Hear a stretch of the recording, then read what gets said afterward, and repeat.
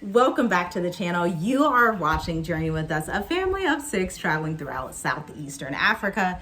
And today I have a little bit of a rant I want to go on, as you can tell by the title, about freelance writing, about the state of writers, about the state of experts, because the industry is saturated and watered down, and it literally just kills me. It kills me. Let me tell you why. When I first started freelance writing back in 2016, okay?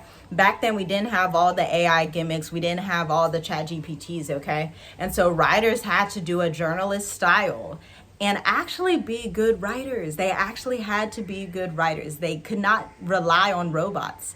And this is the reason that it's such a rant for me today, is because I look at this copy that writers write all the time on LinkedIn, wherever they're at. All these new writers, they're like, I want to actually be a copywriter. I want to do all these things. Can you teach me how to do it? And then they're like, well, can't I just use chat GPT for my clients?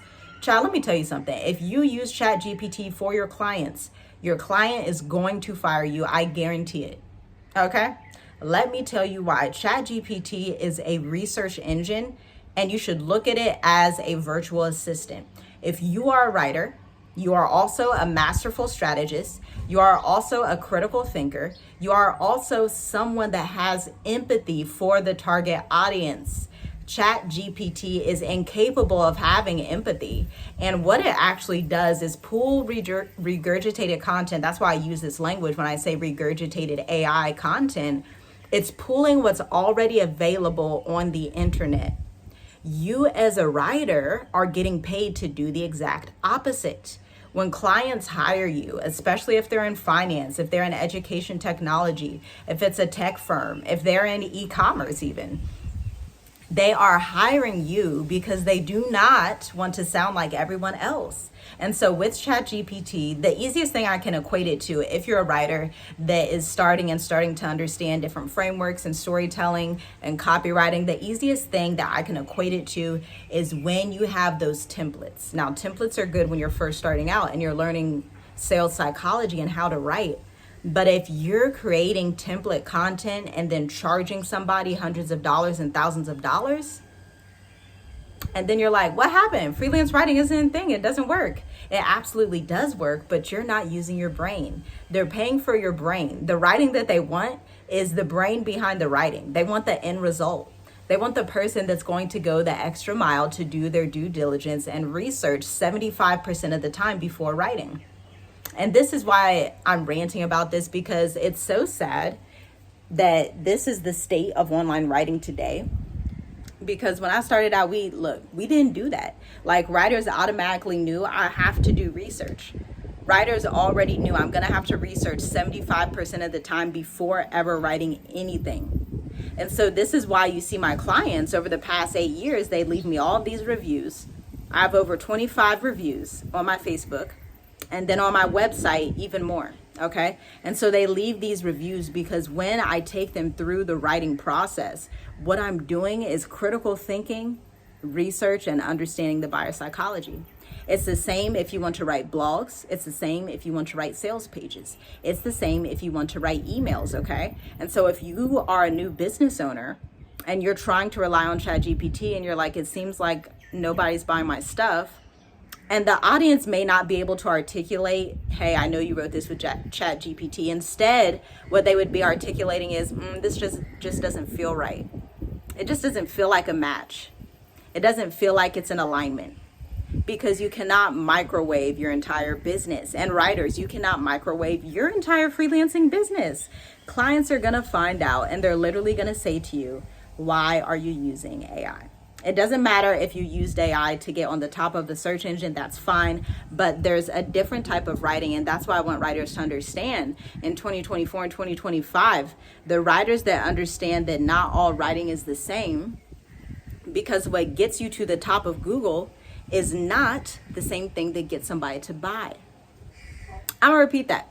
What gets somebody to the top of Google, popularity, is not the same thing that gets somebody to buy, okay?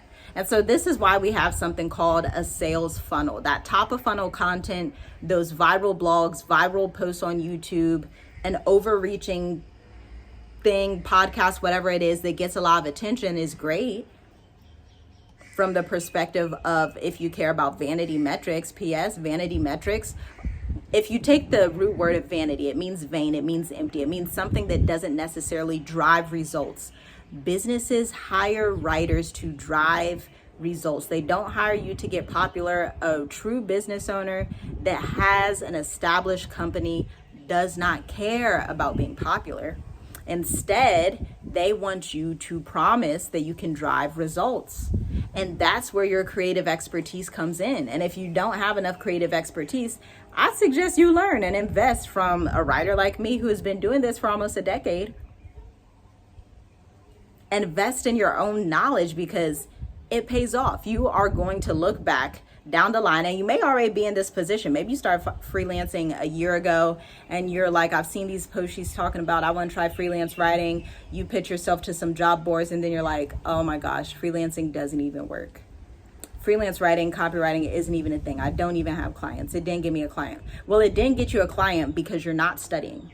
You're not doing the due diligence. And that's part of also this consumerist society where it's like microwave instant. You think everything is in an instant. When you are building a business, whether it's freelance, finance, e-commerce, whatever the business is in, when you are building a company, it takes time and dedication because just FYI, most businesses fail within the first 5 years. And then another statistic from Forbes, most Black businesses that were started in 2020, 8 out of 10 of them failed, 80%. Okay, so what's happening here? What's happening is our people, we're looking at microwave solutions. We're looking at ChatGPT, give me a quick solution. And then you want to sell a luxury offer. I work with clients who are in finance, who are in luxury offers, even like luxury products, like $50 candles. All those little tactics, buy one, get one free, just, do these little sleazy marketing tactics. That stuff only works for a little bit, and it only works for cheap products. They're like $10. And just so you know, when you have an offer that is cheap, it confuses your audience when you also have an offer that's over $1,000. That's confusing because first you tell the audience, okay, you can have this high premium offer, and then you tell them, oh, I also sell this little $10 thing. That confuses an audience. That confuses them because they don't know how to view your brand. A brand that sells $10 stuff versus a brand that sells $1,000 and up stuff is different. Those are two different types. A brand that sells $10 stuff can do the 50% off, buy one, get one free. That's not a problem because it's $10. People got $10. A brand that sells something that's $1,000 and up or a couple $100. I even have clients that sell $5,000 and $10,000 offers for the full year. They need storytelling. They need convincing. They need strategy over time, consistent talking to people over time, dropping the seeds of education and providing value consistently 6 to 12 times before they even trust you. And so if you bow out mid-launch, if you bow out right in the middle of someone trying to trust you, if you're doing this as a freelance writer, if you're doing this as a business, then you've already destroyed the launch before it could even take place. And so this is why it's important to invest in your skill set and to learn from people who are where you want to be years in the future. I did it. Every entrepreneur does it. Every single entrepreneur, at least the successful ones. If you want your business to stand the test of time, if you want to be a freelance writer, a copywriter, a blog writer, an ebook writer, you are going to have to learn marketing, my friend. And you better start like yesterday. Go ahead and check out the links in the description. I have free resources. I have paid resources for some of you that are tired of sitting here year after year not making any cash or only making one client. And then you're like, okay, what do I do now? Check out the links in the description. And please, for the life of you, me, and everybody else, do not produce crummy AI content that's regurgitated. Use your creativity. Look at the world around you and tell vivid and beautiful stories. There's so much to see. There's so much to experience. There's so much to analyze. There's so many lessons that you can pull from everyday life that ChatGPT just can't pull. Talk soon.